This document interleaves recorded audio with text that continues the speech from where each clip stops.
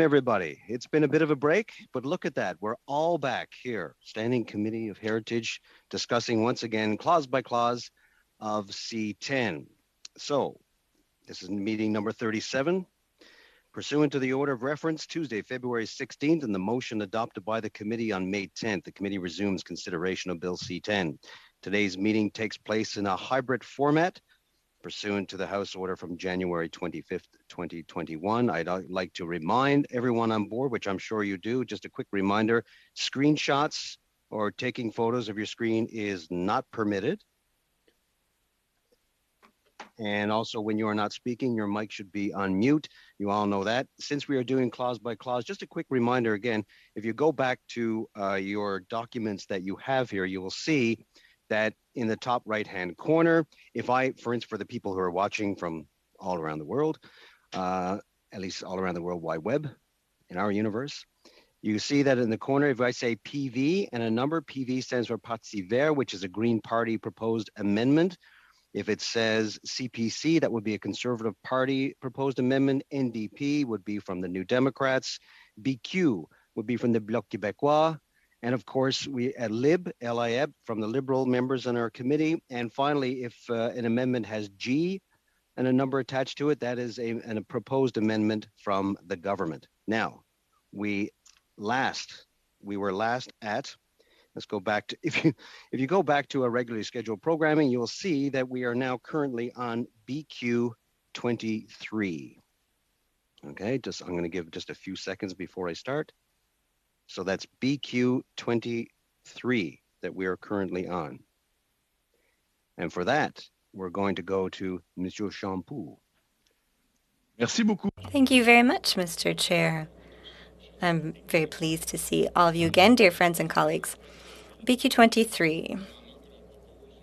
This is the amendment we are proposing to give the CRTC tools to carry out checks in relation to requests we make of the CRTC for its regulation. So we're asking for the CRTC to have access to information related to any means related to broadcasting. We wanted to add it to point 5. So broadcasting services, including any information related to any means of programming control. So we would add in point 6 or VI. Information related to any means of promoting, recommending, or selecting programming, including Canadian programming. And the CRTC would be able to check that requirements imposed on broadcasters or that the CRTC would have those necessary tools. Thank you. And thank you, Mr. Champoux. Not seeing anyone who'd like to discuss that. Motion moved, put forward. Before I go any further, I had to say this. I've had a couple people contact me asking members, and I should have said this at the beginning, and I apologize, but they were asking members to please explain the amendment that you're putting forward in a little more direct manner, because people cannot see that from home if they're watching from abroad. So that would be great if you could do that. And I say that in congratulations, because I'm pretty sure Mr. Champoux did just that by describing BQ 23. Now, I see some hands up. Monsieur Reyes. Mr. Reyes. Thank you, Mr. Chair. Yes, it's important for us to be succinct, but I think we still do need certain details. So I have a question. I would like to put it to Mr. Ripley or one of the other senior officials with us. I would like to know about the impacts of this BQ amendment.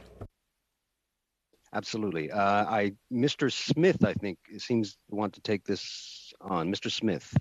Yes, thank you, Mr. Chair, and thank you, Mr. Reyes, for the question. There are a couple points that I would mention to the committee with respect to this motion. First of all, it seems to rely on an amended definition of programming control, which was proposed in motion BQ3. That motion was negatived. So as a result, the definition of programming control remains the control over the selection of programs for transmission, but does not include control over the selection of programming for retransmission. So this is a defined term in the bill, and it refers to it. So I just wanted to point that out.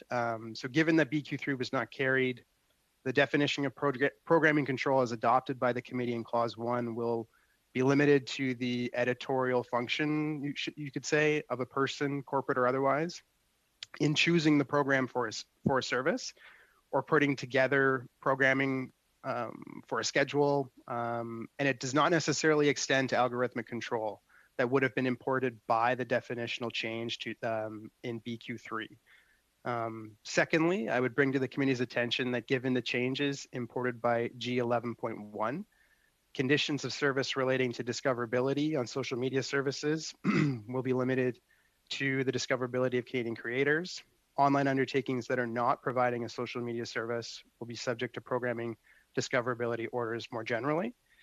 As a result, the changes imported by BQ23 would be aimed at seeking information about recommendation algorithms employed by the platform itself, it would appear, and how it operates its algorithms generally, or in relation to the order-making powers outlined in section 9.1. These algorithms are treated as trade secrets generally, and a competitive advantage for the services that employ them. And therefore, any request for information on the matter is likely to be met with heavy resistance from the platform itself. So I just wanted to flag that for the committee. This would be especially be so given the definition of programming control that was adopted by the committee.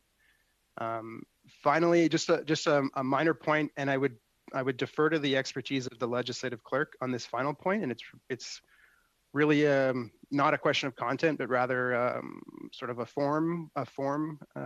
point with respect to the form of the motion. The placement of the proposed amendment may not be ideal. Subparagraph V or 5 is currently included as a sort of basket clause in order to provide flexibility for the CRTC in this section generally.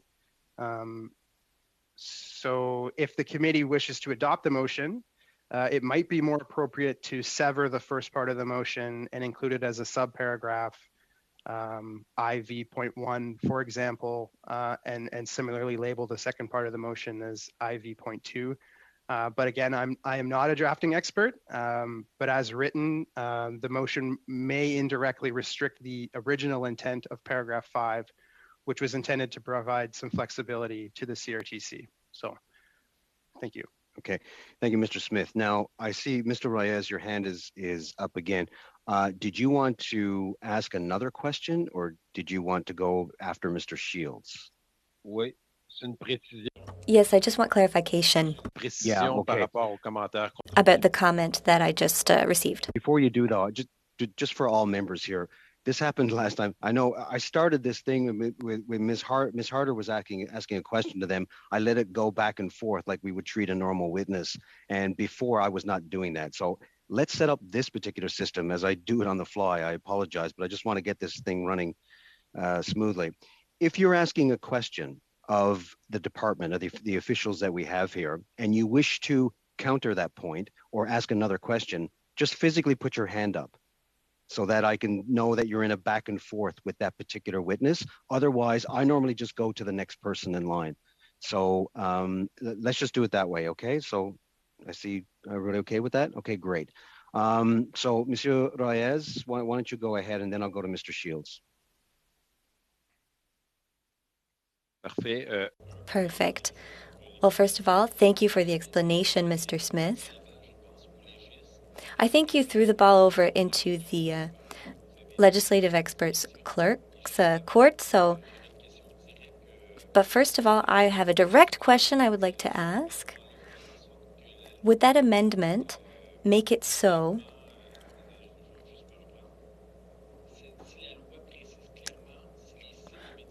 or if the law specifies that social media will be encompassed, is that the result? Go ahead, Mr. Smith. Thank you, Mr. Chair. Thank you for the question, Mr. Reyes. I think the way that Section 9.1 is formulated currently, it's very clear what type of discoverability provisions are required of online undertakings if they carry a social media service and if they don't. This amendment specifically seems to be about information about how those recommendation systems or algorithms function. So as a result, it's more about the functioning of those algorithms or the recommendation systems. So it's more focused in that stream, I would say. Okay. Mr. Reyes, you have Oui. a look of puzzlement. Donc, comment on peut... Yes. So how could that be applied when it comes to social media algorithms or YouTube, for example, which are updated several times in the same day? Is it plausible to think that that could be enforced? Mr. Smith? I think to get a more like to for this to be an effective provision, I understand what you're saying. Like these algorithms are constantly in flux, but I think the power speaks more generally to receiving broad information about how these algorithms work in a general sense. To get a precise snapshot of how an algorithm is working in the moment would be very difficult and likely impractical because they do change and they evolve over time based on user preferences. So I would say that the motion as written is more of a general power to understand how these algorithms work. Okay, merci. Mr. Shields. Thank you, Mr. Chair. Just following up a little bit on that, I think you provided some excellent information from the department on that. When you see the phrase in there, including Canadian programming, how does that change the meaning of it by separating that out as Canadian programming? If you're talking about doing this, why would you separate out and including Canadian programming? What's the repercussions? I think Mr. Smith. Thank you, Mr. Chair. Thank you for the question, Mr. Shields. I interpret this as more of a precision. So I see two things happening with this motion. And Mr. Champoux, I don't intend to speak to the intent of your motion, so I'd be happy to have you explain this as well. But I see this as two aspects of this motion. Is one is about transparency for recommendation systems more generally, and then second as transparency with as to how they relate specifically to Canadian programming. So understanding how Canadian programming fits within a broader recommendation scheme employed by the platform. So just to follow up on that, in the sense of that would be comparing what they see internationally used in Canada compared to what Canadians used, and it would be sort of looking at what foreign ones do compared to what Canadian ones do?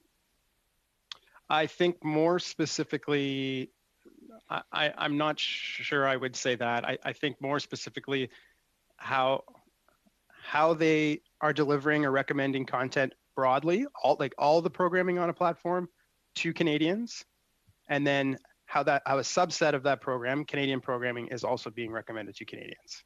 But I would defer to Mr. Champoux on that. Oh, maybe he can respond to that then. Thank you for your answer, Mr. Champoux. Thank you, Mr. Shield. Mr. Champoux, we're going to go to you. Simplement, merci. Well, thank you, Mr. Smith, for your explanations. Yes, so Canadian programming is added to be specific because I think it is one of the main concerns we have as we are reviewing this act. The paragraph would not lose its meaning necessarily, and it would be more broad and give more wiggle room if we took out the part that says including Canadian programming. But I would just like to come back to a point that came up in Mr. Reyes' exchange with Mr. Smith about algorithms. So we don't necessarily want for algorithms to be understood and picked apart because they are updated multiple times per day and they're very adaptive. However, today and even more in the future, algorithms are and will be a predominant tool for programming control. This is a tool that will probably be the most used tool by broadcasters. So if we do not allow the CRTC to, when needed, have access to all necessary tools,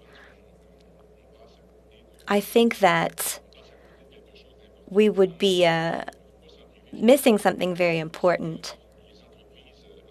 I also understand that online undertakings have shown a lot of resistance because these are industry secrets, but it's not the first time in the industry that regulation is needed to ensure respect. I think that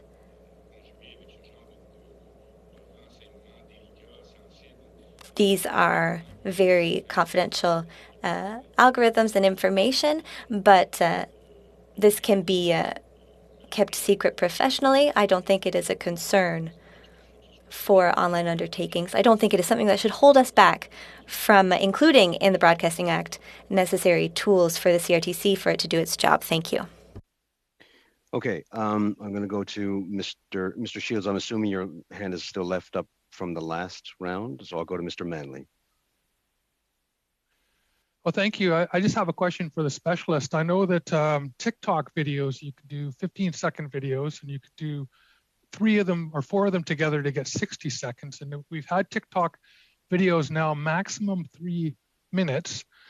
And Instagram, you can do 60-second videos. And I'd like to ask the specialist, under the CRTC regulations for Canadian content, are videos under 5 minutes covered under the certification program for Canadian content, or are they covered under the Act?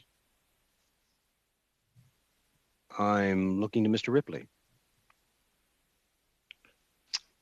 Thank you for the question, Mr. Manley, and thank you, Mr. Chair. Mr. Manley, so with respect to the question of whether they would be caught under the Act, the definition of program is broad in that it encompasses both audiovisual and audio content, and so it's clear that for the purposes of the Act, there is no necessarily kind of time limitation with respect to what may constitute a program. With respect to the question about CAVCO certification, that answer I don't have off at the tip of my finger in terms of whether there's a point in time when a video is too short that it cannot be certified as Canadian content. So I don't have the answer for you on that one at this time.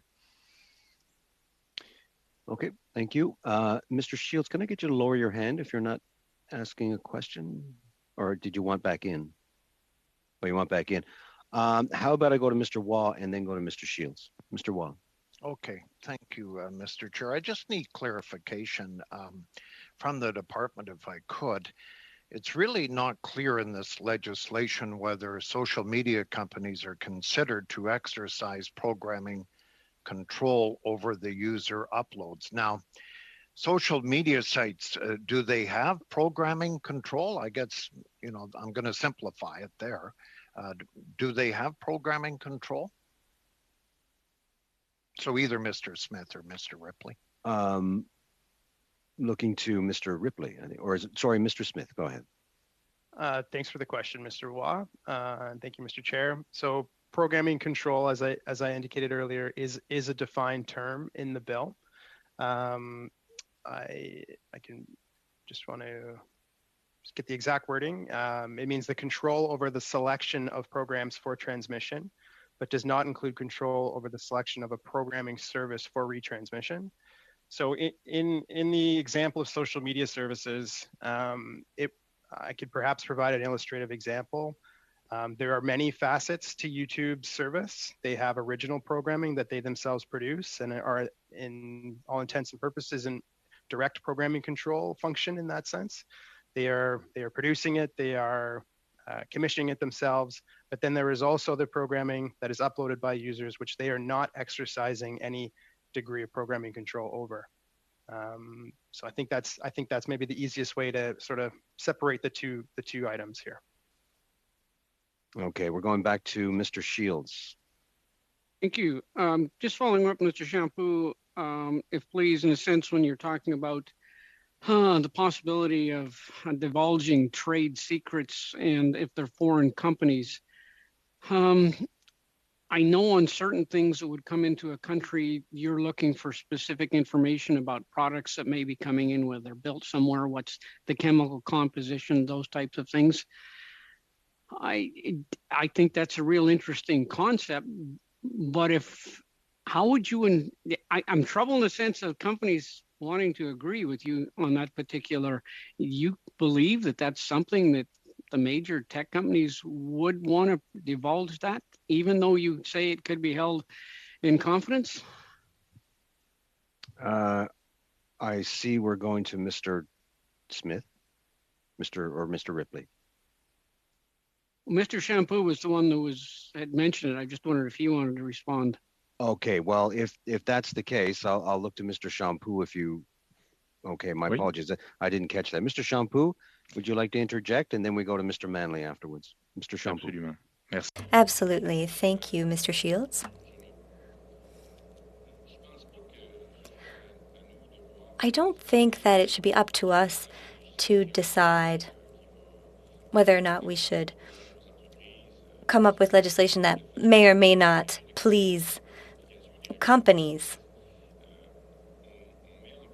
We are putting in place requirements and expectations into law that we want for the CRTC to enforce through regulations.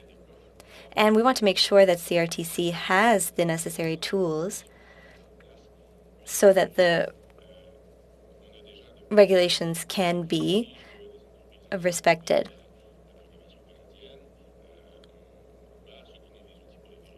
We must give the CRTC tools to carry out its checks. Are the companies going to open up their books and say, look at my books, look at my algorithms? Well, they are carrying out business as part of the Canadian regulatory framework. And I think that the question of whether or not they will voluntarily open up their books in relation to the regulations we put in place will be a matter for someone else to decide on. I don't think we should hold back on regulating because we are worried about potential reactions from companies. Okay, Mr. Manley. Well, thank you, Mr. Chair. I just want to answer my first question to Mr. Ripley. I'm looking at the CRTC regulations right now, and it says what productions do not require CRTC certification. And under there is listed commercially released music video clips of 5 minutes or less, public service announcements, interstitials, and any other production of less than 5 minutes. So the CRTC regulations would not affect Instagram videos or audio. They would not affect TikTok videos. So just so that's clear. The other thing, like we're talking about algorithms, and there is bias in these algorithms. And a recent example was May 5th, the Missing and Murdered Indigenous Women and Girls Red Dress Day. And hundreds of people had their posts disappeared on Instagram and on Facebook. Activists and journalists who have been posting material about Palestinians, about Crimea, Kashmir, Central Sahara, have had their posts disappeared by these algorithmic biases and automated content moderation. So we already have a serious problem with interference by corporate entities who are censoring Canadians, Canadian journalists, people who are trying to post about missing family members for the Red Dress Day. And, the discussion around, government interference is one thing, but we need to deal with this algorithmic interference by corporations who are censoring people. And it's also come up a lot with people who are trying to share information about COVID as well. Whether we agree with it or not, people have a right to free speech. And that includes, all of these social justice movements that I mentioned. Black Lives Matter is another place where activists have complained about their posts being flagged or taken down by Facebook and Instagram. And Twitter is doing the same thing. They are locking people's accounts and not letting them post. Facebook is doing the same thing. You know, right here on Vancouver Island, we have activists who are fighting to save the last 1% of old growth forest that is on the cutting block. There's less than 3% of that old growth forest left. And activists who are posting are having their posts flagged by loggers and then having their accounts locked for 30 days. So we have already a problem of censorship from the corporate sector who controls this. This is not democracy, this is corporatocracy. And we need to have a serious discussion about how this is being dealt with because social media is not free speech. It is controlled by the corporations who own these platforms. Okay. Thank you, Mr. Manley. Mr. Housefather. Thank you very much, Mr. Chair. I just wanted to get back to you a pragmatic question. In response to Mr. Reyes, Mr. Smith had stated that the numbering of the proposed amendment may not be the ideal place to put it. And I just wanted to come back to that question as to whether or not Mr. Smith or Mr. Mela had a different preferred alternative in terms of paragraph numbering for the for this amendment. You know, not a question of substance, just should it be somewhere else with a different number? Could you please let us know? Obviously this would be a question for the Legislative Council, but what I'm going to do is I'm going to turn to Monsieur Mela, who's our Legislative Clerk, to shed more light on that particular issue on the placement, which was brought up earlier by Mr. Smith. Mr. Mela. Thank you, Mr. Chair. Merci, Monsieur Housefather. Thank you, Mr. Housefather. Non, malheureusement, j'ai pas. No, unfortunately, I do not have a place where it would be better to incorporate the amendment in question. As you know, amendments are drafted by legislative advisors.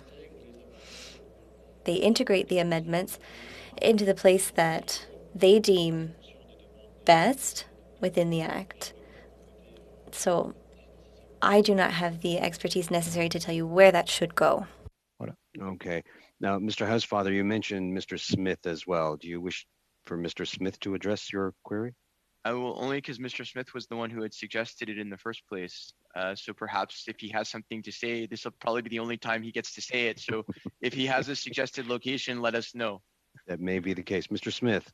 The only reason I brought this up is because of the intent. The way that paragraph V or 5 was, or subparagraph 5 is drafted, it is intended to be a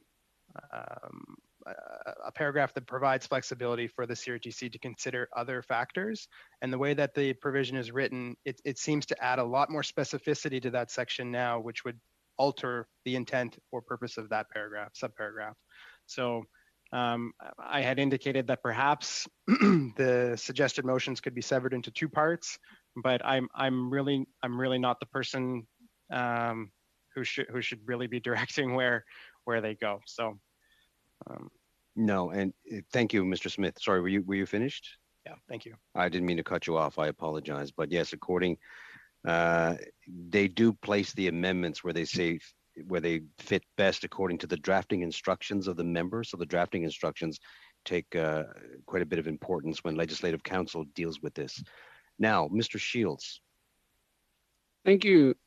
Just one more time, Mr. Shampoo, I appreciate the discussion on your particular point.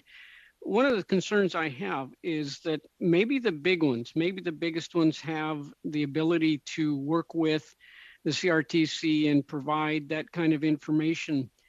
My fear is if you're getting into a lot of the smaller platforms out there for creators go to, that they may look at Canada and say, we're not willing to go through this. And I'll give you an example. We have Trifacta, which is a drug by a company, Vertex in the US.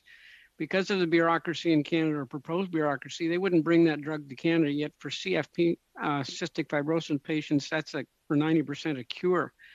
So here's the other side of that. If we have a small market and we have a lot of creators that look to different types of smaller platforms, will they be willing to go through that kind of mechanism because of their limited resources? And we may lose out platforms that creators could go to. Concern. I'm assuming you want to go to Mr. Shampoo directly? Yes. Okay, Yeah, let's go to please. Mr. Shampoo and then Mr. Aitchison, you'll be following that. Mr. Shampoo. Je pense. I certainly understand Mr. Shields' concern. I understand that there are smaller companies that want to come and operate in Canada and benefit from our great market, and they might factor in our regulation. In Quebec, of course, I always think about protecting French more. But Canada as a whole does have a unique culture. And we have traditions and also a responsibility to protect those within broadcasting. Certain regulations may not be very enticing for smaller companies because they will be subject to those regulations. But nevertheless, in Quebec and in Canada, we do use those regulations because the regulations showcase and protect content by our creators. We have already voted through amendments in this legislation that will foster discoverability, etc. And we all agree on those. We're putting obligations in place. And these obligations may be more difficult for smaller undertakings to comply with when they come to Canada. But as soon as they agree to come to Canada, and there are benefits for them too, they will benefit from our great market here. Well, as soon as they agree, they also must show how they respect our regulations here in Canada. So I don't see it as such a summit to climb. I just see it as a regulated system. It's very different from the United States system, for example. And I think that our system is accepted and recognized, and other countries operate similarly as well. I don't think that these are insurmountable requirements. Quite the contrary. And when we're talking about these smaller companies, because as you say, perhaps larger companies do have the means to comply, but for smaller undertakings, they do have ways.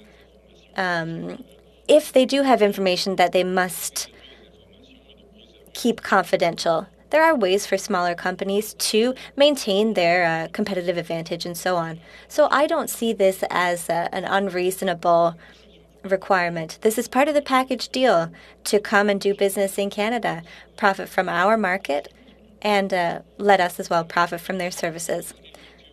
So it's simply giving services, tools to the CRTC so that they can ensure that what we've already asked them to do is respected by companies. Thank you. Mr. Aitchison.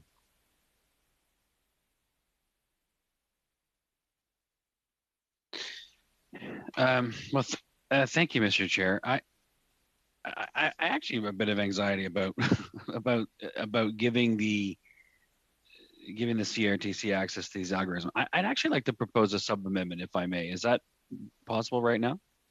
Yes, it is. Should I just read it, I guess, into the record? If you have a copy, that would be great to pass along. But to begin with, yes, please read it slowly into the record. Okay, here we go. So the sub-amendment would read in the first line of Mr. Shampoo's amendment, after the words broadcasting services, we would add excluding social media services whose programs are primarily uploaded by users. And then in part 6, after the words Canadian programming, we would add with the exception of algorithms or other means used by a social media service to determine the presentation of programs uploaded by users of the social media service. Is that clear as mud? Well, it's a bit of a mouthful, but nevertheless, I understand what you're getting at. What you want to do is fairly straightforward, but the language is a little longer. Do you have a copy of that in both languages? Yeah, I believe we do actually. Well, if you give me a moment, I think we can get it to you. Well, to tell you that I have a couple of people wish to speak to it. So Okay. how about we do that first, and while we're doing that, you can send it to our clerk to distribute. Thank you, Mr. Lewis. On that same topic, Mr. Chair, I was just wondering if we could have a copy of that in writing, just something that important and that with the verbiage would let us study it. So it sounds like that's on the way already. So thank you. Okay, Monsieur Shampoo. Juste en réaction à la I would just like to respond to Mr. Aitchison's amendment. I do not understand why it would be justifiable to exclude social media services from BQ23, given that we've voted through G8 and BQ11, recommending Canadian programming in both official languages and Indigenous languages, and to make sure that, or rather, what we had voted through in BQ11.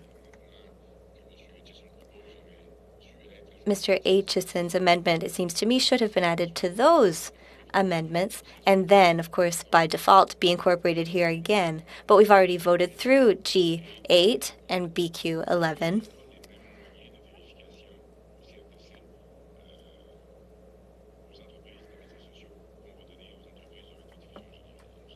So I'm trying to figure out the logic when it comes to social media versus broadcasting undertakings. I think the same rules should apply for everyone.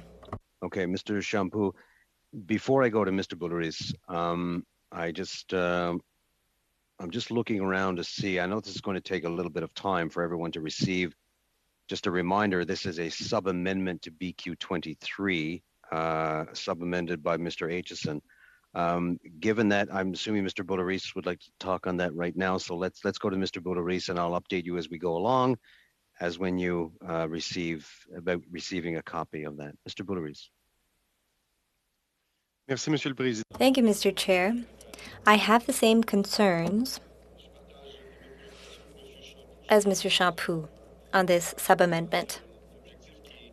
In my view, the objective that we share is to apply principles of equity in the broadcasting ecosystem.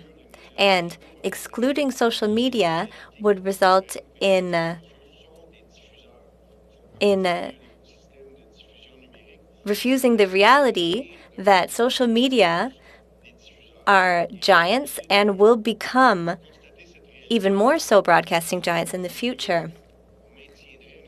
If we do not acknowledge that, we would be maintaining a status quo that will end up making our system more fragile and will undermine our ability to invest in Canadian culture and creation.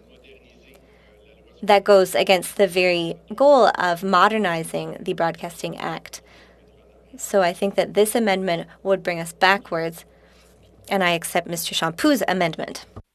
So, before I go to Mr. Reyes, I wanted to make sure that everyone has a good understanding of what we're discussing, because we are in the middle of discussing this sub-amendment. I don't see any hands up to say that they want to stop for a moment, so I'm going to keep going with this with Mr. Reyes next. Merci. Thank you, Mr. Chair. I would like to respond to Mr. Shampoo's questions. It's true that he mentioned 2 amendments, but the bill, between its initial form and the minister's statement, and then where we are today, I don't think that we have the same bill at all today. I heard Mr. Bouleris saying that social media will play an even more significant role in the future. But at the outset, this bill had the objective of making sure that Netflix, Spotify, Disney+, other online undertakings that are major players that have access to programming, TV series, and documentaries, that we all had the objective here together to make sure we legislate in an equitable way between conventional broadcasters like TVA, CTV, Global, etc., and online broadcasters. Our concern is about including social media, but it is not only the Conservatives' concern, as we have repeatedly highlighted. University professors, other experts feel the same. And I think that an increasing number of Canadians also agree and want to see constructive and structured discussions that we're having on the committee.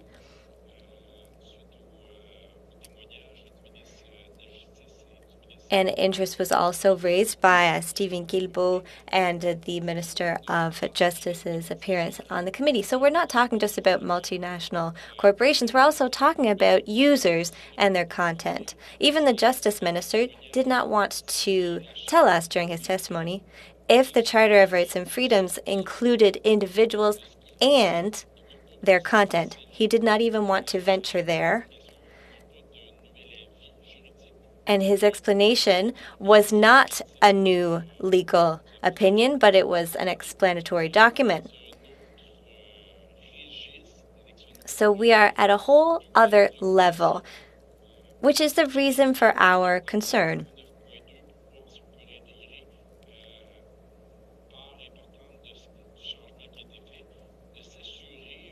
We wanted to ensure that we protect net neutrality, freedom of expression. These are all very current issues, very significant issues. This is a much anticipated bill.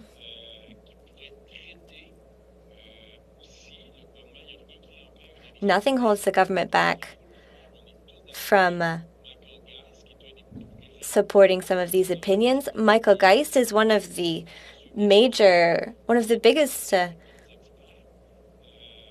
experts opposing this bill.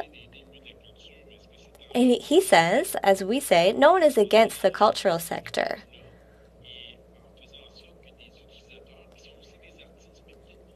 And users also can be artists, perhaps not in the same sense as artists who are represented by different groups, but some of them are artists and they live only through what they make as influencers, etc. They receive no grants. And I'm sure over the coming meetings, we could talk about the document received from the Minister of Justice, talking about all the platforms that the CRTC would have the power to regulate afterwards. We're even talking about sporting platforms, etc., like a little training app that you can download on your phone. Well, when I heard about this, I realized the more we're talking about these issues, I see the impact that this bill could have. So, Mr. Champoux, this is why we have our concerns. And in our own way, even if we don't agree with the basis of where the bill has arrived, we want to make changes to rectify the situation where we see it as necessary. Mr. Scott, could perhaps clarify. He's the one who proposed the sub-amendment. But I think that on the committee, we need to address our concerns. In my writing, I don't know about you, I do have constituents writing to me, artists who also write to me. They work online. For me, whether you're a musician or a singer or a composer, writer, they're all artists. I saw that Mike Ward was offended to see that the place where he broadcasts now, the government is trying to regulate it. There are artists who have never asked for a grant who still succeed in making a living. And they're not only popular in Canada, but around the world. And they are concerned that some of the same things will start happening in other countries, and they're concerned. So I think this is concern shared by many Canadians, and I'll stop there, Mr. Chair. Okay. Before we proceed any further, yes, we do have a copy. No, you do not have it. As you know, we passed a motion some time ago that anything sent to us has to be quality checked with the Translation Bureau. We do not have a response yet from the Translation Bureau as to its translation. So we have to wait for that, unless I can get permission to send it out. But I have to have that permission unanimously, folks. I can't send it to you without being checked by the Translation Bureau if anyone disagrees. Does anybody object to me sending it out right now? Je souhaite avoir en français, Monsieur le Président. I would like to have it in French, Mr. Chair. Yeah. So sorry, I didn't get the whole thing, Mr. Shampoo. I apologize. Could you repeat that? Je souhaite avoir la version. I would like to have the checked French version, please. Great, perfect. So we now go on to Mr. Shampoo. Merci. Thank you. Mr. Chair, I find that we have strayed a little ways away from the initial amendment and its sub-amendment proposed by Mr. Aitchison. And I do understand what Mr. Reyes is raising. We have had an opportunity to really understand concerns around freedom of expression and discoverability over the past number of weeks. And yes, experts did appear to corroborate our Conservative colleagues' point of view. And we've also heard from other experts on the other end of the opinion spectrum who shared their views. And I was reassured by Pierre Trudel and other experts who are just as credible, in my opinion. So we did not get exactly what we asked for from the minister, but we still were able to understand that the explanation he did provide was credible. So for me, this issue has been resolved. And I understand that people are compelled by these concerns. But I could say to Mr. Reyes that none of my constituents have been talking to me about these issues, and I think we have addressed those concerns. Now, Mr. Aitchison's sub-amendment.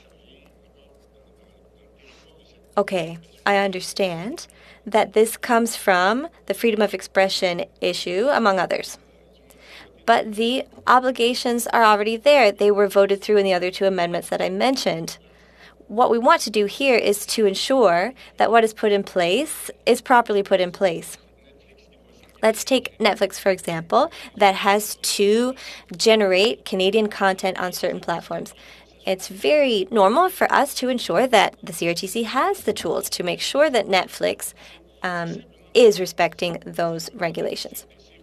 That doesn't mean that the CRTC is going to give itself the power to meddle in trade secrets.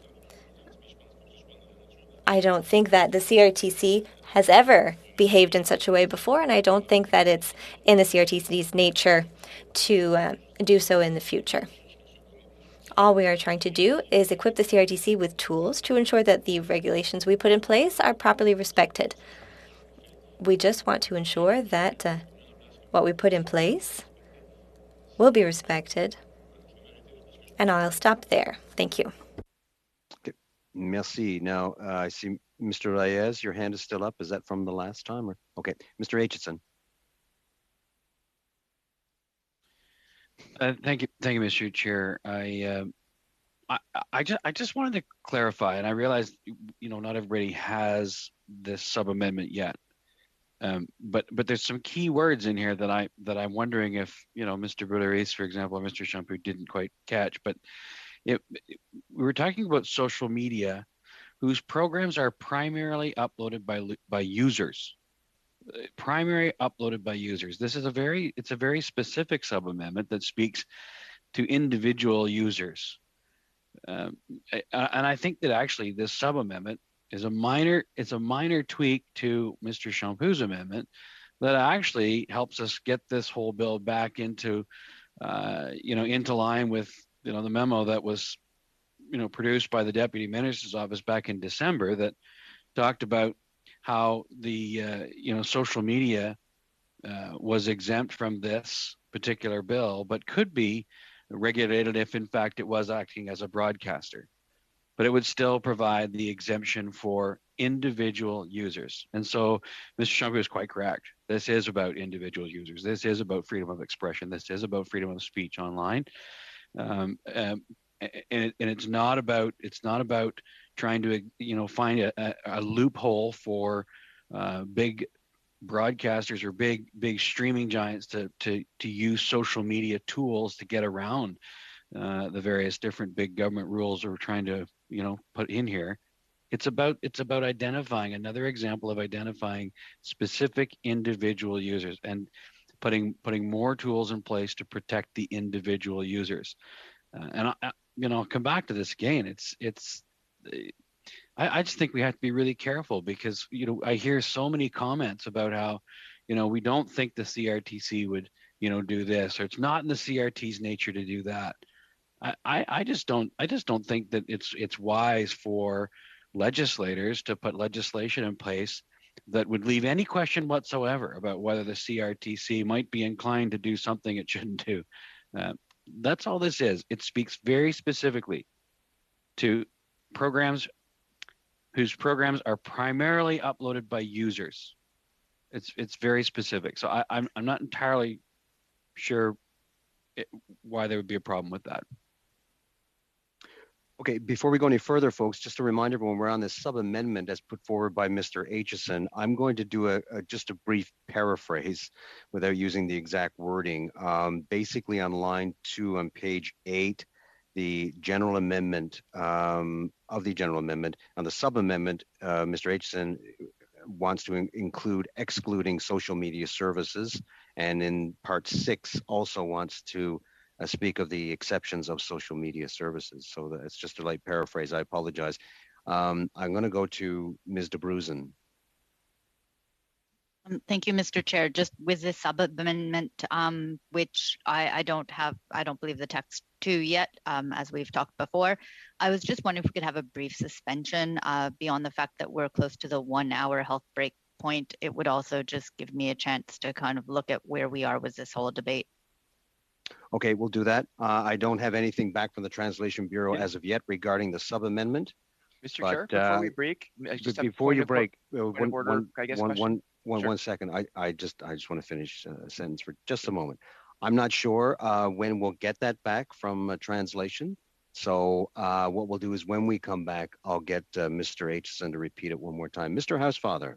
Yeah, sorry, Mr. Chair, just in terms of speeding things along, I just wanted to query, where did Mr. Aitchison get the original translation? Because Mr. Aitchison probably didn't translate it himself, and his office may have sent it to the Translation Bureau to start with. So can we just get a clarification that it wasn't the Translation Bureau that did the original translation? Okay, Mr. Aitchison, go ahead. No, I do not believe it was translated by the Translation Bureau, but it was translated, Okay. and I understand Okay. we have to get it checked now. So. Yes, that is correct. I'm sorry. Thanks. So we Just have to wanted to get it check. checked. And what we can do is read it in the record again, Mr. Aitchison, when we return. Folks, I know normally 5 minutes, but let's do the off-screen, on-screen business. Off-screen for your break. When you're ready to come back in, I ask you to please keep it within 5 minutes and turn your screen back on. Thanks, everybody. We'll break for about 5 minutes.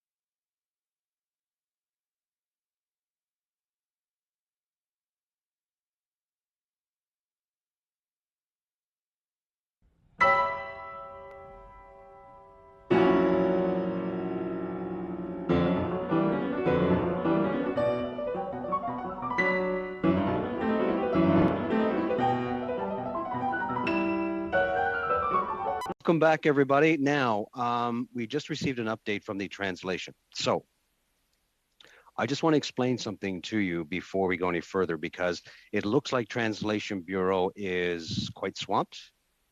And as of right now, it's going to be a while. So, but as was pointed out to me, and I did not realize, we've contacted the law clerk's office.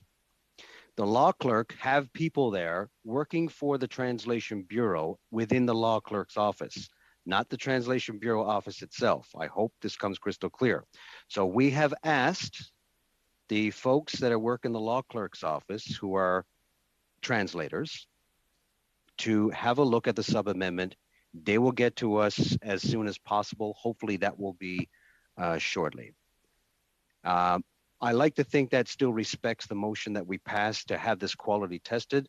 Mr. Champoux, since I see you are up, it was your motion to begin with, and I hope that satisfies what you're hoping for on the translation side, sir. Monsieur le Président, Mr. Chair, would it be possible to have the version that Mr. Aitchison sent with the translation, if I understood that right? Which isn't the checked translation, but that we might be able to use as a working tool in the meantime, of course, so that we don't delay work unduly. Could we perhaps look at that version to see if it's satisfactory? Time. Is it okay if I send everyone the initial copy from Mr. Aitchison to all members from the clerk? I need unanimous consent. Does anybody disagree with that? Okay, no resistance. Madam Clerk, if you could send that version that was sent to us by Mr. Aitchison, can you please send that to, and I will also let everyone know when we receive the actual quality tested translation from the law clerk's office. Okay. Now, at this point, I think I left with Mr. Aitchison. I don't see his hand up, but he was next in line to speak. Mr. Aitchison, would you like to speak? You have the floor. Well, listen, I'm happy to talk ad nauseum, but I don't want to sicken you all. I was just going to say, Mr. Chair, I think that at the commencement of our break, you'd indicated that you thought maybe I could reread my sub-amendment to Mr. Champoux' amendment into the record, but I question whether that's necessary anymore. If in fact a printed copy, though not checked for translation, is being sent out to everybody, if that will suffice. So I defer to my colleagues who maybe don't want to listen to me any more than they have to. My apologies. I thought you wanted to speak further on it. I was going to ask you to read it. I may into yet, the record. but that's what you were asking me to do. I've just been notified that it has been sent. You have it. Again, while you're looking that over, for everyone who is looking upon us through all things internet, then I can tell everyone that what we're working on right now originally was an amendment from the Bloc Québécois from Mr. Champoux. It is what we call BQ 23, so Bloc Québécois amendment. In the middle of the debates, we had a sub-amendment to BQ 23 proposed by Mr. Aitchison. And right now, you all have a copy of that. I can see you all studiously reading it. While you have a read of that, I would just like to take this moment to thank the people who are joining us each and every meeting, who do such a wonderful job. Yes, they, in addition to our committee clerk as well as our legislative clerk, I want to say thank you to Mr. Thomas Ripley, Director General Broadcasting, Copyright and Creative, Mr. Drew Olson, Senior Director of Marketplace and Legislative Policy, Kathy Choi, who's a Manager, Industry and Social Policy, Broadcasting, Copyright and Creative Marketplace, and Patrick Smith, who's a Senior Analyst at Marketplace and Legislative Policy. So folks, I don't see any hands up for further discussion right now. With a general understanding and the fact that you do have the sub-amendment, I'm going to go to a vote on the sub-amendment, only because, you know, as a former TV weatherman, even I can't even delay it any further. So while we do that, oh, one moment. I've just been told to wait by my legislative clerk. Mr. Mela.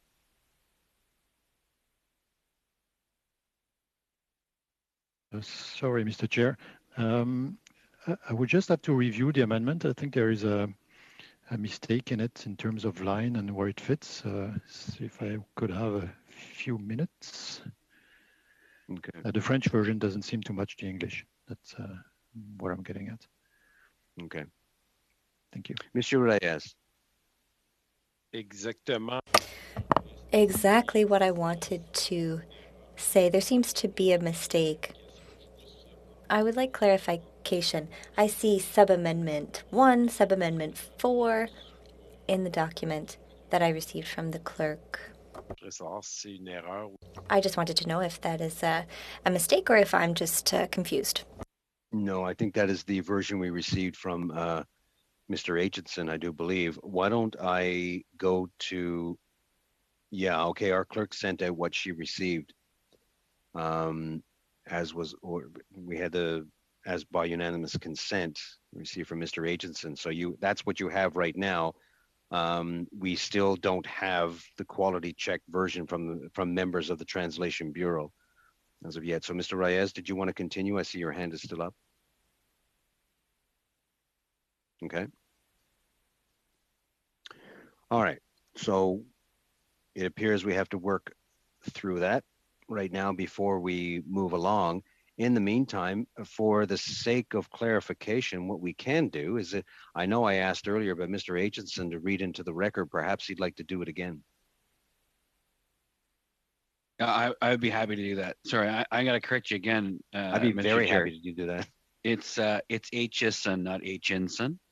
Oh, my apologies. You know, you've been doing it so well for so long, but, and then I don't know. Maybe you're tired. I understand. No, I understand. It's been a long day.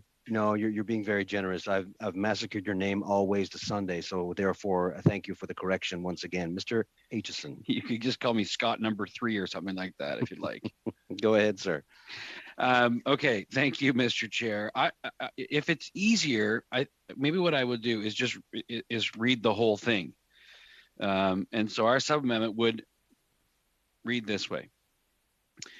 Broadcasting services, excluding social media services, whose programs are primarily uploaded by users, including any information related to any means of programming control, and in part, sorry, I probably should have my glasses on, in part 6, information related to any means of promoting, recommending, or selecting programming, including Canadian programming, with the exception of algorithms or other means used by a social media service to determine the presentation of programs uploaded by users of the social media service. All right, thank you. Mr. Housefather. Thank you, Mr. Chair. I just wanted to, I've looked through what we received, and it looks like the clerk circulated 2 different amendments. One is the sub-amendment recently proposed by Mr. Aitchison, and one is a different sub-amendment for a different amendment that I guess he intends to propose at some future time. And in addition, in the French version, there's explanation as to the purpose of the sub-amendment that is there, but is not part of the sub-amendment. So if that helps Mr. Mela, there's a lot of superfluous language, but I do actually believe the French translation of the sub-amendment Mr. Aitchison put forward is correct. But there's then superfluous information after it and an additional amendment that he didn't mean to move that's all buried in what the clerk sent us. Thanks, Mr. Chair. Thank you. Mr. Boulderis. Oui, effectivement. Yes, the document we received not only has Sub-Amendment 1, but Sub-Amendment 4, which regards other things. And also after the sub-amendment, there is an explanation and even an editorial comment about the importance. Are we also voting on the comments or just the sub-amendment? No, we're voting on the sub-amendment, but I thank you for your thank you for that. That's very nice of you to say. Okay, I'm going to ask Mr. Mela to jump in, who's our legislative clerk, and he may grant some sunshine on this. Thank you, sir. Mr. Mela. Thank you, Mr. Chair. So I just lost my page here. Yes, sorry. So the French version, as pointed out by Mr. Housefather, yes, indeed, there are explanations at the end where after the quotation mark, there are 2 lines of explanation that don't belong in the sub-amendment. So that would be that. In terms of the lines, it says que le projet de loi cédisse à l'article 7. That Bill C-10 in Clause 7 be amended by replacing line 2 on page 8 with the following. Line 40 on page 7. In the French version. Radiodiffusion in French. So the amendment need to be starting at radiodiffusion and taken off service 2. Otherwise, you would have service 2 radiodiffusion once it would be all included in the text of the bill. The other problem is the text that you have received from Mr. Aitchison is the text once the amendment of Mr. Champoux is amended, where you need to vote on the sub-amendment first, and then, if adopted, on the amendment as amended. So there are 2 things here. If you vote on the amendment as proposed by Mr. Aitchison, what you have received, the French incorporates the whole thing, where the English, let me just, sorry, go back up, incorporates as well the whole thing rather than having a sub-amendment as it should be. So basically, it should, in English, should read that the amendment be amended by adding after broadcasting services the following, and that would be excluding social media and so on. And then B, again, that the amendment be amended by adding after Canadian programming the following. And then you would vote on that. If that's adopted, then you would vote on the amendment as amended, which would look like what Mr. Etchison sent us all together. I hope that's clear. Okay, so that basically outlines what we're voting on, just to be clear, and may not have been in the recent email you received from us about this. That is, we're voting on this sub-amendment. I think we've explained this now a few times. I really would like to have word from our law clerk, but we don't have word as of yet as how the translation is going to go through. Sorry, folks, but these are the laws by which a motion that was passed by this committee. So I'm going to have to stick with that for now and wait until we get this translation in order that we do that. In the meantime, I want to say a big welcome to Mr. Regan, who's a special guest today from the riding of Halifax West. I believe that's right.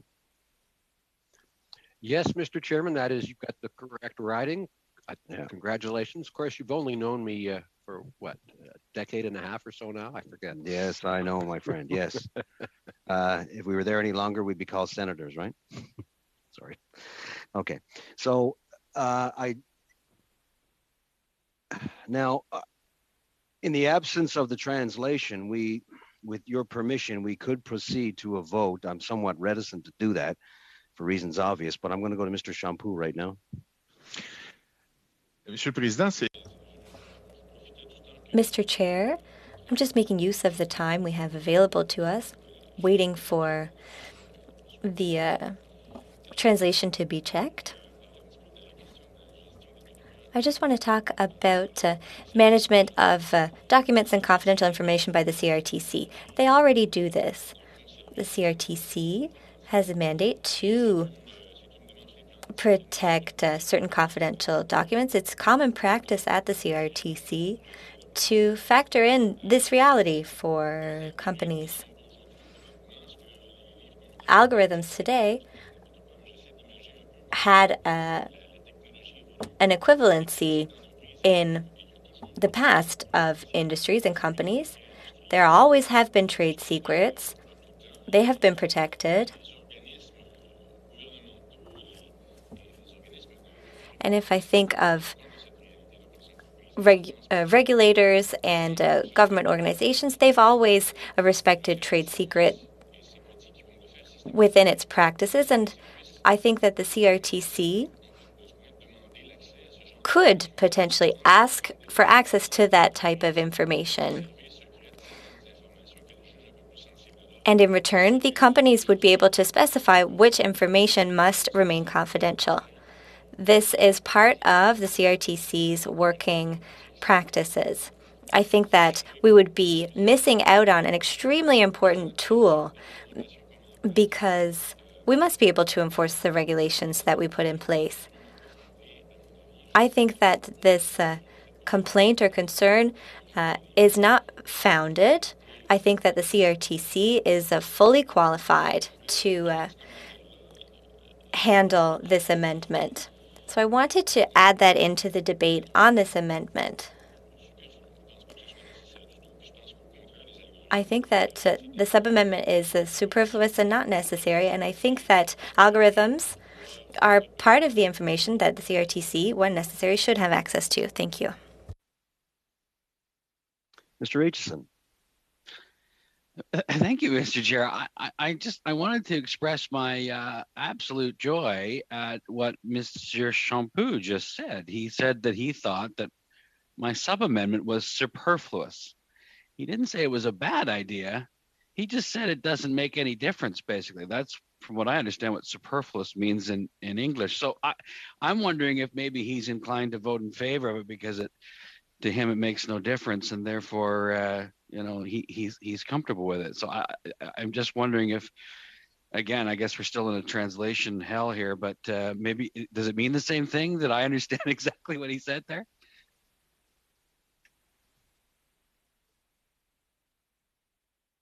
Being more than is sufficient or required or excessive, unnecessary or needless is the second meaning. This is straight from the dictionary as per my phone.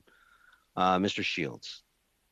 Thank you, Mr. Chair. I would back you up on the position that we need both languages officially translated for a vote.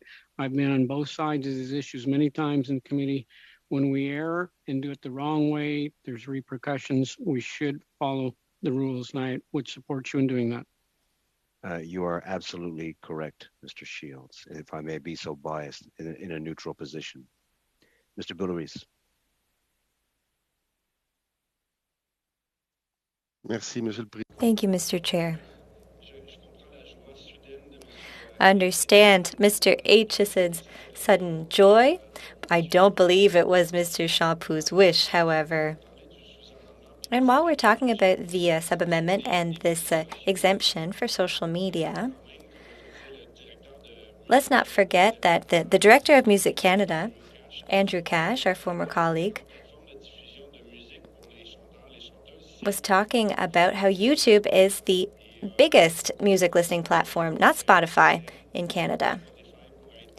And we can't have a system where Spotify would be regulated and YouTube excluded when YouTube is the major platform for this category of artists. I just wanted to remind everyone of that, Mr. Chair. Mr. Manley. Yeah, I'd just like to say I would like to see the CRTC have the ability to examine these algorithms and find out how Canadians are being censored, because that is in fact what's happening on the internet, on these platforms. And, they're using automated content moderation.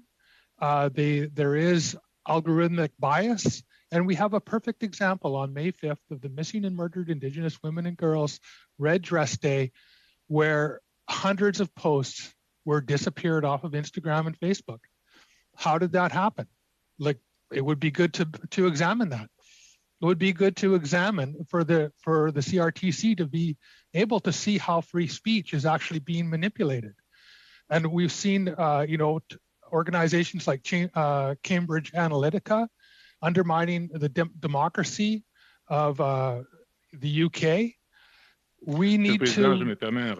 Mr. Chair, a point of order. From Mr. Champoux. Je veux pas remettre en question l'argumentaire de... Do not want to question Mr. Manley's argument, but I think that we're really astray here. Mr. Chair, what we're talking about is checking the CRTC's ability to check on content. We're certainly not talking about allowing the CRTC to control what users put online. That is a completely separate topic. I do appreciate Mr. Manley's contribution, but we must stay on topic in the debate. And I think it's necessary to come back to the topic at hand, which is online undertakings, cultural, musical, audiovisual, artistic content from our Canadian and Quebec creators and artists. But right now we're talking about something else entirely. I think we're missing the point here. Merci, Monsieur Champoux. Thank you, Mr. Champoux. Mr. Manley, yeah, that's a good point. I noticed we were drifting aboard. Look, I'm the type of farmer. We are talking about the exemption of algorithms. Mr. Manley, if I may finish. Okay. I'm the type of farmer who truly believes in free ranging, but I'm afraid you're just going to have to stay on this farm. You can't leave the farm. Sorry. So you are drifting madly off in different directions for just a moment. So I'm going to have to ask you to restrain. You still have the floor. So please go ahead. Well, we are talking about a sub-amendment that exempts algorithms. And I'm just saying that I don't think that this information should be exempt, that this information should be available. So that's my point. And I think I've made it fairly clear. Thank you. Okay. I'm going to go to Mr. Boulerice. Your hand is still up. Are you're okay? Mr. Housefather. Mr. Chairman, I just, and I'm going to try to stay on the farm here. I just had some procedural things that I wanted to raise. Of course, we now are an hour and a half into the meeting and we haven't gotten past one relatively simple amendment. And one of the issues that seems to be the sticking point is the very, very long delay for translation. I could have translated the document now 5 times since we received it from Mr. Aitchison. Would it be possible at all, Mr. Chair, and I know it's very, very hard logistically, to have a translator available when the committee is doing clause by clause, so that, for example, we're lucky enough to have a terrific clerk and a terrific legislative clerk here. Could we also perhaps ask if we could have a translator here so that nothing would be slowed down to this extent simply because somebody proposed a sub-amendment? Because this is really kind of a long wait to receive a translation. It's now 45 minutes since Mr. Aitchison proposed it. And actually, finishing that up, I actually believe that the translation is actually okay with respect to the way the clause is. Other than the lines being wrong in the French version, the actual translation is actually okay. So just a suggestion, Mr. Chair, for the next time if we could. Mr. Housefather, with all due respect, this does not by any way disparaging towards your abilities to translate, but I'm afraid it's not your job to do. We have a process here. We have people who are hired, they are experts in the field, and they do this, and exclusive to them to do this type of work. Because we passed this motion to have it quality checked by our translation bureau as put forward by Mr. Champoux, the committee accepted that, and we're going to do that. Now, in saying that, I have endeavored to look at the possibility of providing someone on a full-time basis. I will continue to look for that. It does have some precedence because I've seen it happen before. So I'm going to look into that. Yes, thank you for that. Now that's all the bad news. The good news is we have it. Sorry, I should have led with that. I didn't mean to bury the lead, but we do have it. And I'm going to ask the clerk to now distribute. All right.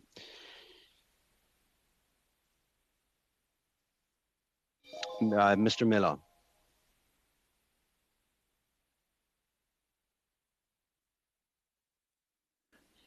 Thank you, Mr. Chair. I just forwarded the amendment to my colleague. I just wanted to point out that the translator, my colleague translator, translated literally what, not literally, because she's a legal translator. She translated what the amendment of Mr. Aitchison looked like in French. So if that be of any help, the first vote would be on the underlined part, which would be the sub-amendment. And then if this is adopted, then it would be then voted on the whole part, which would become the amendment as amended. If that was clear. Mm-hmm. I just want to see some nodding heads and thumbs up if they've received the correspondence that we've received. All right. Looking around, I may be bold to say that we have a pretty genuine understanding right now of what it is we're talking about, Mr. Reyes. Monsieur le Président. Mr. Chair, what I just got in the English version is Sub-Amendment 1, Sub-Amendment 4, and in French I only have information about Sub-Amendment 1, so I don't have the same thing in both languages. I don't know if I'm the only one, if my committee member colleagues might be able to help me. Monsieur Housefather, mon ami, pourrait me Could Mr. Housefather, my friend, tell me if I'm mistaken? Tu as tout à fait raison. No, you are quite right. One second. Can I just... Sorry, Mr. President. No, it's okay. Hate to interrupt. Mr. Housefather, did you want to comment on that? Sorry, Mr. Chair. I was just seeing that the same thing happened, that Sub-Amendment 4 is included in the English version. Mr. Reyes is correct. But he can just disregard Sub-Amendment 4, I think, because Sub-Amendment 1 is there in English and Sub-Amendment 1 is there in French. That is correct. And to be quite honest, because I'm staring at the screen, trying to farm my farm, I haven't seen it, but I'm assuming, yes, Sub-Amendment 4 out. Mr. Regan. Mr. Chair, would I be correct in thinking that Sub-Amendment 4 has not been moved? That is correct, because you can't move a second sub-amendment when we're still on the other sub-amendment. What you're reading, of course, is well, Mr. Mela, you go ahead. Thank you, Mr. Chair. I just sent to my colleague a cleaner version where you have only sub-amendment 1 in English and sub-amendment 1 in French. So it should come to you shortly. Mr. Housefather. I apologize. Just Mr. Mela, if we want to get it correct, malheureusement, vous avez laissé. Unfortunately, you still left in the explanation that the Conservative Party included with the amendment underneath the English amendment. So there are superfluous lines explaining that this would be their most serious on-topic sub-amendment. Perhaps that should be excluded. Sorry, Mr. Chair. Mr. Mela. It's another email that's going to be sent to you shortly. Ignore the first one. The new one, you'll just have the sub-amendment in English and the sub-amendment in French underneath, and that's it, nothing else. Okay. Mr. Housefather, your hand is still up. Did you want to add to that? No, Mr. Chair, I don't want to prolong it. I just didn't receive that one yet. I received a new one that does have the explanation. So I received the second time something that does have the explanation. So I just want to make clear that the explanation is not part of the sub-amendment. Correct. That's what we're endeavoring to do right now. So thank you. Mr. Wah. Thanks, Mr. Chair. We apologize for the conservative angle on this. It is Friday. Usually that's not included in this, but anyways, we apologize for that motion today, or that explanation. Mr. Wah, I don't accept your apology because I don't think one is really required. But I thank you for trying nevertheless. Mr. Housefather, your hand is up. Are you still? No. Now, okay. So the latest version has just been sent. Check your inboxes, please. In the meantime, we'll go to Mr. Boulouris. Simplement pour dire que la... I just wanted to say that I have received the last version.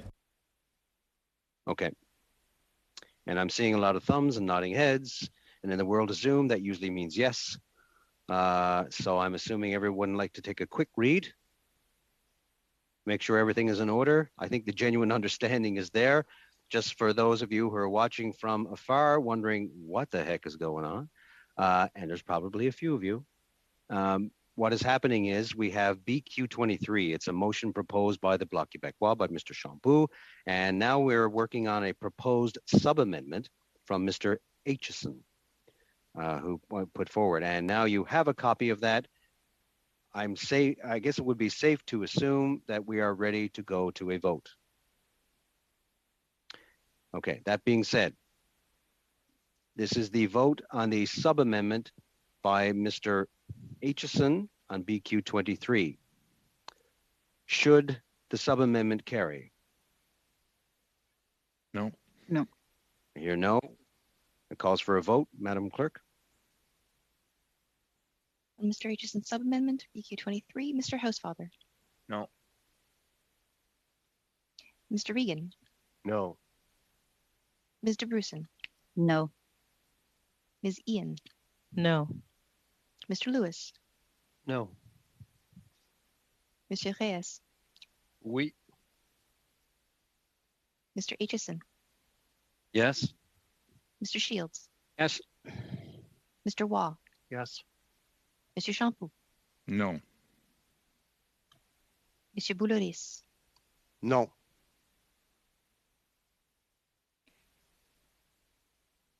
Seven nays, 4 yeas. I declare the sub-amendment negatived. We now return to the main motion. Once again, we are on BQ 23. Do I see any further debates? Seeing none, we now go to a vote. This is on the main motion, BQ 23. Shall BQ 23 carry? No. No. Hearing no, Madam Clerk, recorded vote. On BQ 23, Mr. Housefather. No. Mr. Regan, No. Mr. Bruson, No. Ms. Ian, No. Mr. Lewis, No. Monsieur Reyes, No. Mr. Aitchison, No. Mr. Shields, No. Mr. Waugh, No. Monsieur Jean-Paul, Oui. Monsieur Boulouris. Oui. 9 nays, 2 yeas. I declare the amendment negatived. Now, off to CPC 9. Mr. Reyes? Oh, sorry, Mr. Merci, Wait, no, one Monsieur moment. le Président. We're Je concerned. vois Thank you, Mr. Chair. la main levée. Voulez-vous Before lui permettre you de start, parler? just before you start, Mr. Boulouris, you have something to say before Mr. Reyes moves the motion? C'est plus une It's more a matter of a procedure and coherence in adopting amendments. It seems we should look at CPC 12 before CPC 9 because CPC 12 will change paragraph 46 by adding new things, and then CPC 9 will refer to 46 before it was changed. So I just wanted to bring this up, Mr. Chair, because for coherence, we have to make sure we're talking about the right paragraph 46, so we should adopt CPC 11 before CPC 9. Okay, before I weigh in on that, I'm going to go to Mr. Lewis first.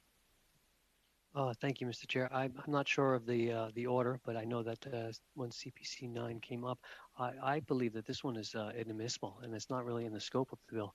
Okay, Mr. Lewis. Mr. Lewis, Yes, I'm sorry. No, I don't think you're in the right spot right now. I have to make a ruling on this, whether it goes ahead or not. But I thank you for your intervention. So that being said, this is a motion that's going to be put forward, Mr. Wright. In other words, sorry, Mr. Lewis, let me explain further. I think Mr. Reyes has a chance to move his motion and talk about it before a ruling takes place. And then once if the ruling is fine, it is admissible, we proceed. If it's inadmissible, I'll make that ruling. And then the option is not to debate, but you can challenge the ruling. Nevertheless, Mr. Reyes, you have the floor on CPC 9. Merci. Thank you, Mr. Chair. And thank you in particular for that clarification. I think we all are learning through this process, and I've been benefiting from your experience right from the get-go. So this is a very good exercise for me. So I want to congratulate you and thank you for the expertise. I think it's just a good opportunity to thank you for your good work.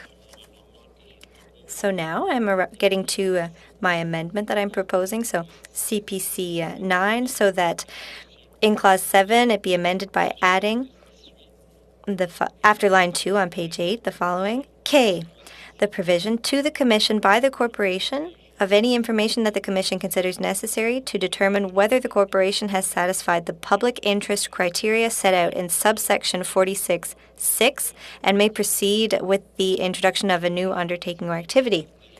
So I'm not sure if you want me to already explain this amendment now, because Mr. Boulouris was suggesting that you might rule against this, but I can explain it afterwards. Are you finished with it? Because basically, if I make a ruling one way or the other, we can't comment on it afterwards. So have you exhausted your thoughts on CPC 9 you have? No, okay. Si vous me permettez. No, if I may, I will comment on it quickly. So you asked us to be succinct when presenting our amendments, but this amendment would give the CRTC, and you'll be surprised, because it's rare for us to give more powers to the CRTC, but those powers would be to examine CBC Radio-Canada's activities and to ensure that it respects its mandate as a public broadcaster strictly. So the CRTC We want to ensure the CRTC has the power to make sure the public broadcaster respects the mandate entrusted to it.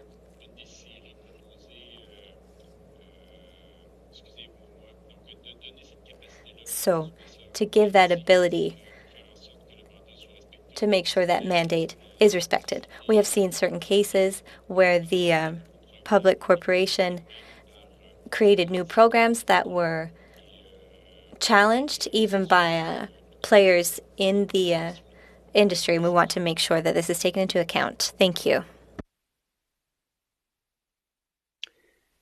Before we discuss this any further, I would like to ask a question. I get to do that once in a while. To Mr. Ripley, and Mr. Ripley, feel free to pass this to any one of your other officials, but again, I keep this within the realm of the officials. My question is quite succinctly, this goes to the mandate of the CBC, the Canadian Broadcasting Corporation, Radio-Canada en français. In the form of the original bill, how does it affect the mandate of the CBC, C10? Thank you for the question, Mr. Chair.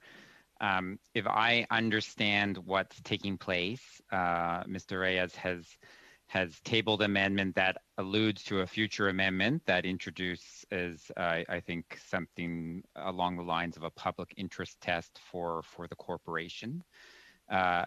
The changes with respect to CBC Radio-Canada in Bill C-10 as it was tabled were very limited in the sense that the government acknowledged that there were recommendations in the Yale report with respect to CBC Radio-Canada, but that it was not including the CBC Radio-Canada within the scope of Bill C-10 for the most part, but that the role and mandate of CBC Radio-Canada would be looked at in a future phase of reform. The only change that was made that affected CBC Radio-Canada flows from the expansion of the CRTC's jurisdiction over online undertakings. So right now, the mandate of CBC Radio-Canada refers to specifically to radio and television. So there is a limited change being made in that context to talk about broadcasting services more broadly to reflect the fact that CBC obviously operates CBC Gem and 2 TV, and those are online undertakings. So to ensure that the CRTC would have jurisdiction over those, that was the only change being proposed that affects CBC Radio-Canada in Bill C-10. And flowing from that, Mr. Chair, just indirectly, of course, CBC Radio-Canada would also be subject to the AMPS regime, the administrative monetary penalty regime that's being put in place. So like everybody, all other broadcasters, for example, CBC Radio-Canada would be subject to that. Okay, Mr. Ripley, I want to thank you very much for that. I just wanted to put the cards on the table exactly what we're doing here, and I just want to continue further, if you'll indulge me for just a moment. So what this amendment does is it adds a condition that the Commission may impose by orders. It adds that the CBC shall provide information demonstrating that the corporation, the CBC, Radio-Canada, has met public service criteria set out in section 46.6 of the Act, subsection. Now, let me go back to what was mentioned earlier, which is, of course, yes, they tie into each other, CPC 9, CPC 10, and CPC 12, which were proposed for later. So in other words, we get into the main part of it. Yes, it was mentioned earlier about CPC 12 being the main instigator. That is true. But right now, what I'm dealing with is CPC 9, which is a part of that. And my ruling will encompass all three, CPC 9, CPC 10, and CPC 12. If you look on page 770 of this, my apologies for using a prop, but this, of course, House of Commons procedure and practice 770 states quite simply that we cannot go beyond the principle and the scope of the bill because we've already voted yes at second reading. Therefore, it is my ruling that this particular amendment does go beyond the scope and the principle of the bill regarding the corporation. And this, once again, I'd like to remind everyone, if you turn to look at your hymn books once more, you'll see that this is a ruling on CPC 9 that is inadmissible. This also applies to CPC 10 and also applies to CPC 12. That goes beyond the principle and the scope of the bill. Okay. I see a lot of hands up. Unfortunately, I can't go to a debate on that. However, there is one option that you have. Okay. All right. Now we go on to, now normally if you look at your song sheets, we would normally go on to BQ 24, but because BQ1 was carried some time ago, BQ1 also applied to BQ 24. So therefore, now that brings us to, just give me one moment so I get my notes all straight. We are now going on to BQ 25. Does everybody follow along so far? We're all good? Okay. Now, BQ 25. Monsieur Champoux, s'il vous plaît. Mr. Champoux, please. Thank you, Mr. Chair. With the BQ 25, we want to add in clause 7, after line 2, the following. We want to let the Commission amend the term or conditions of any order made under subsection 1, and that the Commission may also suspend or revoke any order made under subsection 1 or renew it for a term not exceeding 7 years.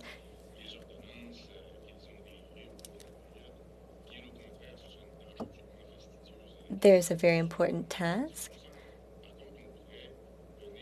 and we want to give the CRTC the possibility of, for example, if there was an undertaking that Canadians often send in complaints about regarding non-compliance, we want to let the CRTC review those terms and have tools in its toolbox to make sure that the regulations are respected. Ms. DeBruzen. Thank you, Mr. Chair. Looking at this, it looks like it just adds another bureaucratic element without being necessary. And I was wondering, though, maybe if I could get some clarification from the department as to how this would interplay and if this is a necessary addition that would add those teeth. Very well then, I'm looking for Mr. Ripley. Okay, Mr. Ripley, go ahead, please. Thank you, Mr. Chair, and thank you for the question. One observation I would have is, and again, I heard Mr. Champoux express that this wasn't his intention, but the concern would be that this imposes potentially imposes a 7-year cap on all 9.1 orders, and certainly understand that the spirit of this is to ensure that the CRTC, reviews orders from time to time. But I would remind the committee that there are a number of different kinds of 9.1 orders that will vary in importance, right? So obviously some may be quite important in terms of their impact, but there will be others that are more minor. And so the question becomes, is the intention really to impose an obligation on the CRTC to review every order on its books and so that would be one observation. And the second one would simply be the language about conditions of any order. It's not clear what I believe the spirit there is may amend any order as opposed to the term or conditions of it. And just query what I think Mr. Champoux is just speaking about the ability to change an order. So those would be my two observations, Mr. Chair. Mr. Waugh. I want to thank you, Chair. I want to thank Mr. Ripley for that. It's an interesting clause that Mr. Champoux comes out, because many of us in the broadcasting field have often thought the CRTC needs a deadline for renewals. We have seen countless times where, you get the license, then you walk away and you don't do what was really specific, what was talked about in the license. And then, they'll come back in year 6 and look at their license and then make sure that they get the stamp for the next 7 years. So I do think we need some regulation towards this. I don't think we need to give underlings and conventional broadcasters, they have to be accountable to people. And I think the CRTC has to be accountable to people.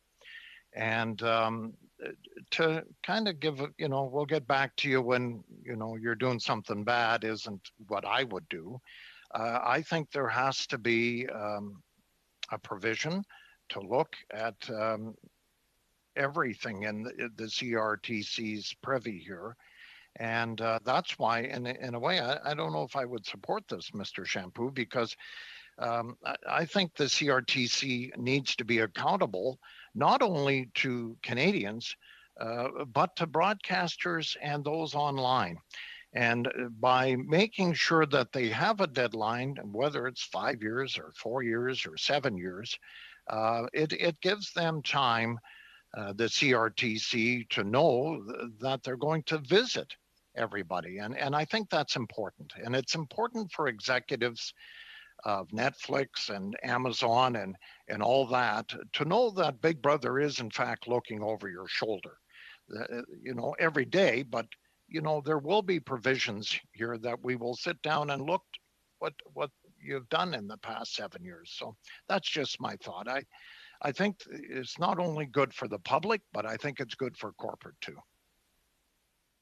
Mr. Shields. Thank you. Appreciate the comments, Mr. Champoux and Mr. Waugh. When I look at what we're talking about with this particular bill, about what the CRTC could be doing, we haven't defined a number of things, but they're going to be writing a lot of regulations that apply to a much broader spectrum than they have, figuring out who gets the money and who doesn't, and who gets Canadian content. But if we broaden this into what I believe in this particular one, to the department, what are we talking about in the sense, would you view the number of people, the involvement it would take to do this as the broadened terms of this particular legislation for the role of the CRTC? Mr. Ripley. Thank you, Mr. Chair, and thank you for the question, Mr. Shields. Perhaps just to start by taking a step back and to remind the committee that Bill C-10 proposes transitioning from a license-based model to what we have called a conditions of service type model. And the bill proposes that conditions of service, which could be through orders at 9.1 or regulations at 10 or 11.1, that they not be necessarily time limited. The bill also proposes, to Mr. Waugh's point, which is a good one, right now we know that license renewal is kind of the key point when the CRTC tends to turn its magnifying glass on a particular organization and look at compliance. Bill C-10 proposes a shift from that as well, in the sense of, as the committee knows, we're proposing introducing an administrative monetary penalty regime, which would allow the CRTC at any point in time to call a broadcasting undertaking before them if there's a question of compliance, and actually, potentially subject them to an AMP if they're found not compliant. So the goal is also to shift the CRTC to a more regular kind of enforcement footing, as opposed to waiting for 7 years before a license is kind of up for renewal before they look at some of those compliance issues. Mr. Shields, indeed, the bill does apply to a broader scope of online of undertakings, including online undertakings, as the committee knows well. The bill allows the CRTC to amend in order of its own motion or at the request of the party at any time.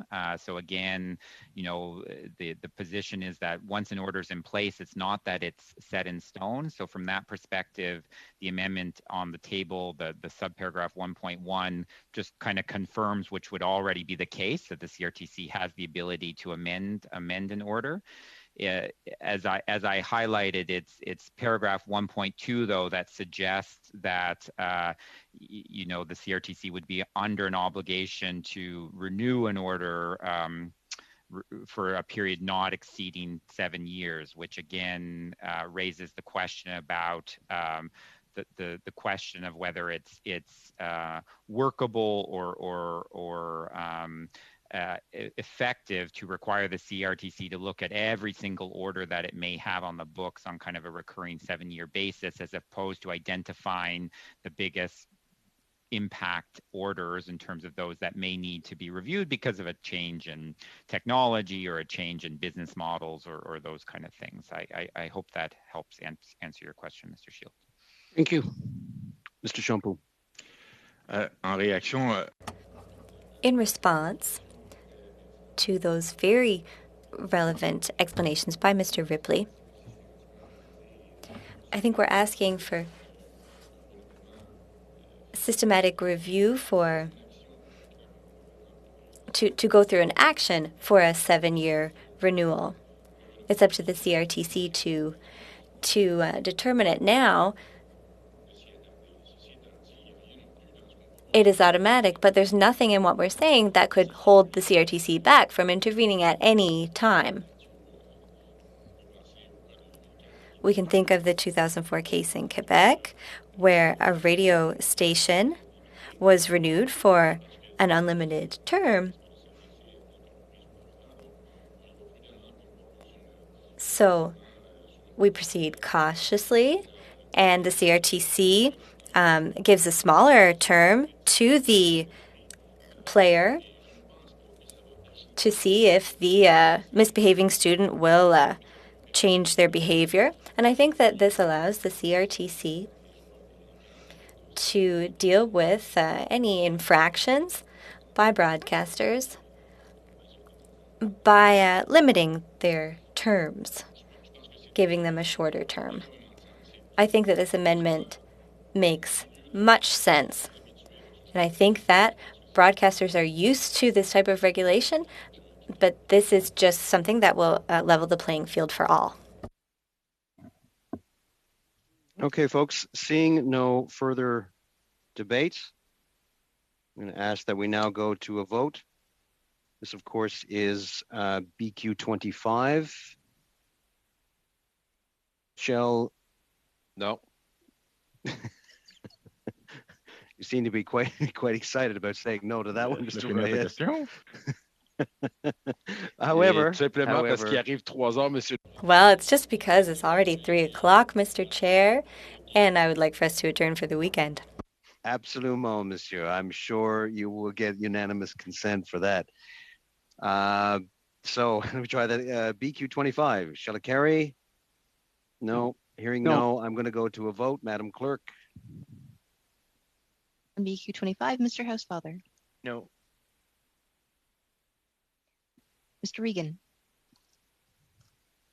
Mr. Regan? I think he was having computer issues, so Okay, because I'll come back his to him. We'll go surface back to had him. closed. That's okay. Thank you. Ms. Brusen? No. Ms. Ian? No.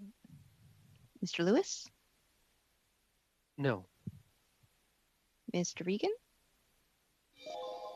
Okay. Monsieur Reyes? No. Mr. Aitchison? No. Mr. Shields? No. Mr. Waugh? No. Monsieur Champoux? Oui. Monsieur Blouris? Oui. And for one last try, Mr. Yes. Regan, I don't believe that you're Mr. Regan? I think we've lost Mr. Regan. Okay. Unfortunately, we have to move on.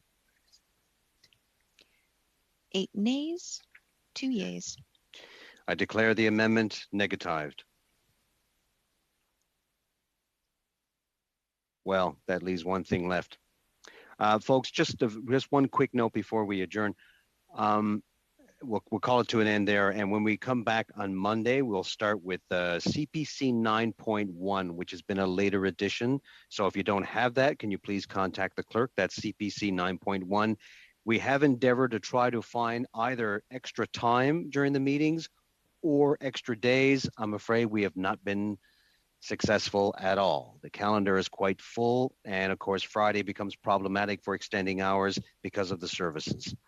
So we will continue, but for this week is not possible. And it looks like it won't be possible next week either. If we do get an opening, I'll make sure that it's ample notice, as I've pledged to you before, and I pledged to you again. Otherwise, we'll see you on Monday at 11 Eastern. Great debate today, folks, as always. And I thank you all. Bon fin de semaine. Have a good weekend.